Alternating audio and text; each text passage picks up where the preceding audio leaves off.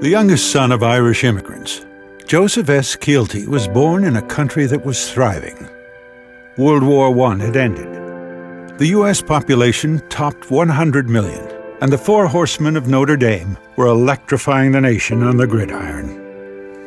In 1924, Joe's father, James Keelty Sr., purchased 86 acres of a Baltimore County dairy farm, the basis of today's Rogers Forge. By 1929, the country was devastated by the stock market crash and the ensuing Great Depression. The greatest crash in the history of the New York Stock Exchange and market prices. The Keeltys moved ahead with construction.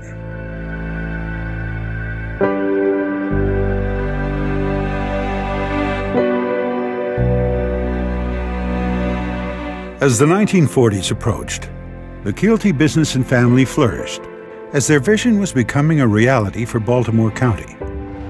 Meanwhile, the largest conflict in world history had just ignited in Europe. Feeling the call to serve his country, Joe transferred from Washington and Lee, putting his traditional education on hold to enroll in a wartime accelerated program at Loyola University. Joe was stationed in the South Pacific and fought in the largest naval conflict of World War II, as Allied forces gained a decisive victory and crippled Japanese military naval capabilities.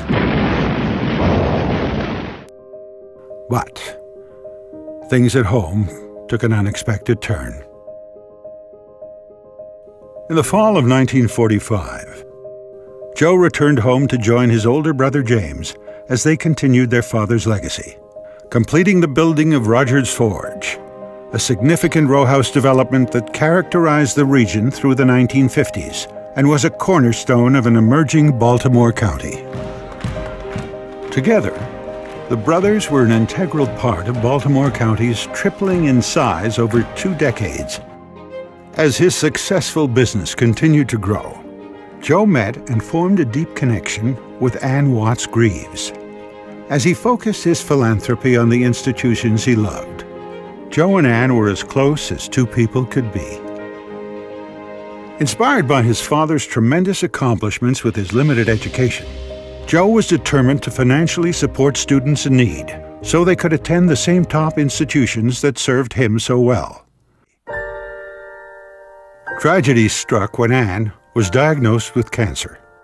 Moved by Ann's progression under the care of Dr. Albert Blumberg, Joe pledged a generous endowment to the Oncology Support Program at GBMC.